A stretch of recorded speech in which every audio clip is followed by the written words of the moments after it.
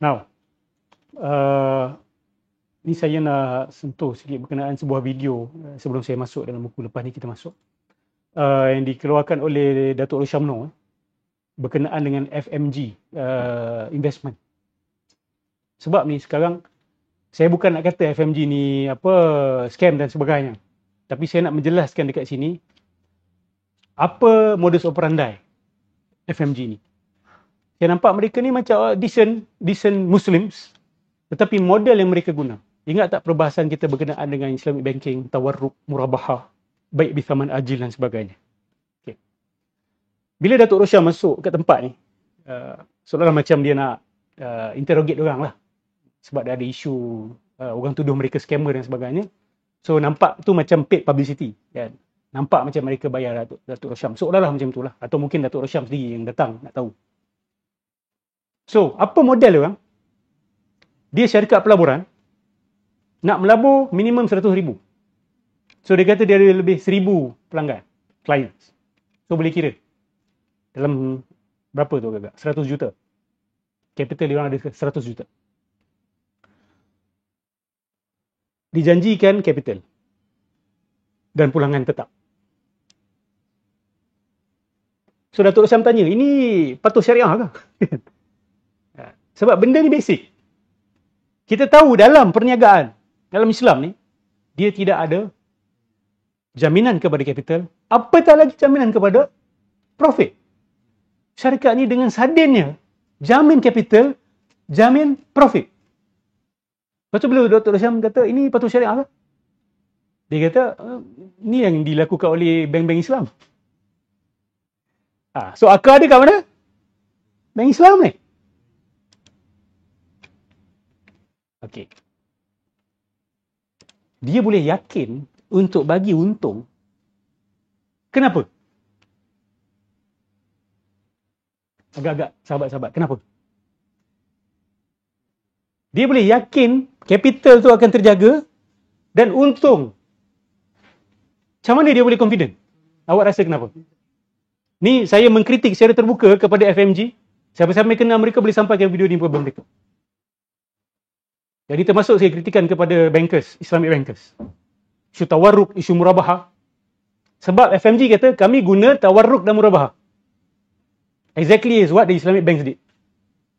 So soalan saya, macam mana dia orang boleh terlalu yakin promise untung? Okay, you berani promise untung bila? Bila tak ada apa? Exactly. Dulu diorang asyik kata pada saya, tak Ustaz, bank pun ada risk Ustaz. We're dealing with business. Business ada risk. Excuse me. Now, dalam this model, diorang berani untuk janjikan keuntungan. That means there's no risk. Siapa yang berani menjanjikan keuntungan kalau ada risiko? Diorang yakin tidak ada risiko. Sebab, kalau ikut model tawarruk dan murabahah, sebenarnya memang betul tak ada risiko pun. Betul? Dan kita dah cerita isu tu. Tawarruk, risiko ni apa? Murabahah, risiko ni apa?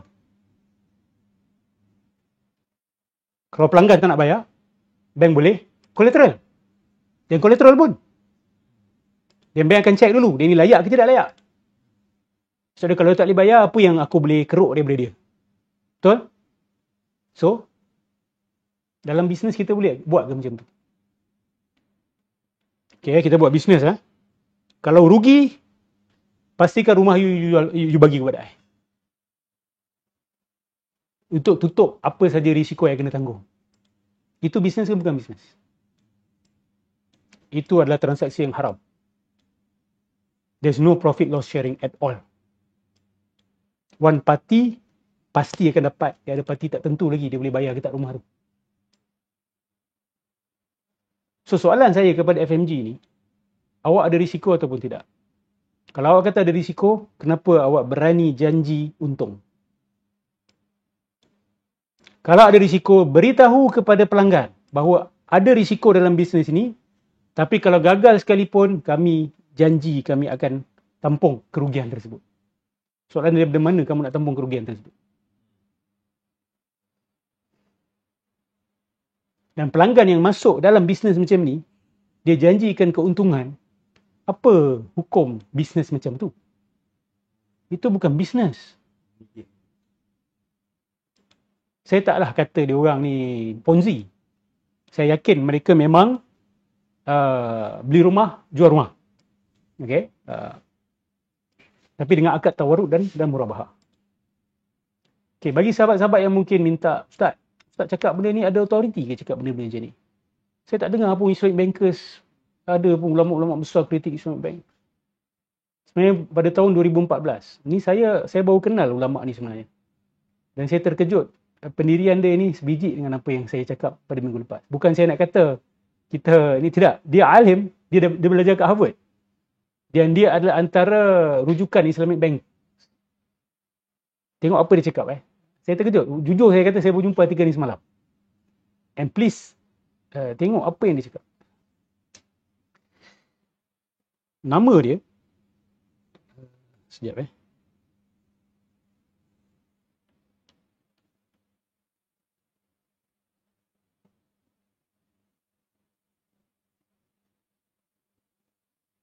Okey. Artikel ni dikeluarkan dekat Reuters pada tahun 2014. Tajuk dia Khabir Iqtisadi Yad'u ila i'adati bina'in nizam al-masrafi al-islami.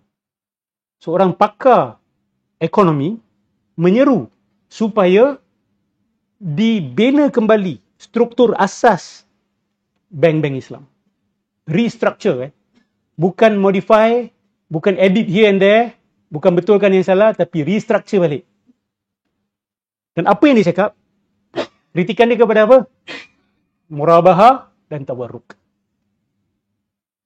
Apa yang dia cakap? Dia ada tulis satu buku. Hatmiyatu i'adati haikalatin nizam al-masrafi al-islami. Buku ni susah saya nak dapat. Saya tak pernah dengar ada Islamic bankers yang cakap pasal buku ni. Sedangkan dia pakai rujuk dekat Jeddah. Bank-bank Islam pada waktu tu merujuk kepada dia. Kemestian untuk kita kembali bina semula struktur bank-bank Islam. So dia kata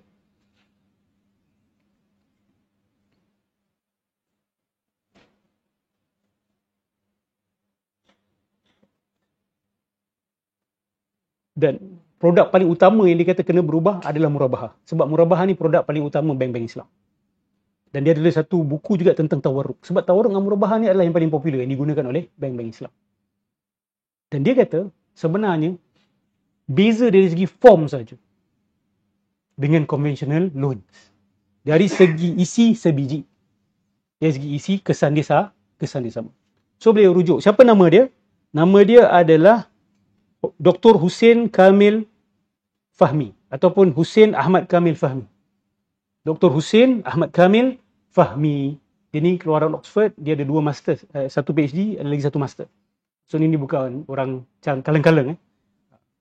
Saya harapkan supaya bankers Islam dapatkan buku ini dan fahamkan betul-betul. Sebab bila saya baca buku dia pasal tawarruk, is exactly what we've been saying. Sebab saya dapat benda ni bukan daripada dia. Saya dapat benda ni daripada orang lain. Daripada ulama' lain, daripada hasil kajian saya sendiri. So saya terkejut bila baca buku dia, dapatan dia sama juga. Dapatan dia sama. Dia kata form saja, surah saja lain, tapi isi sama.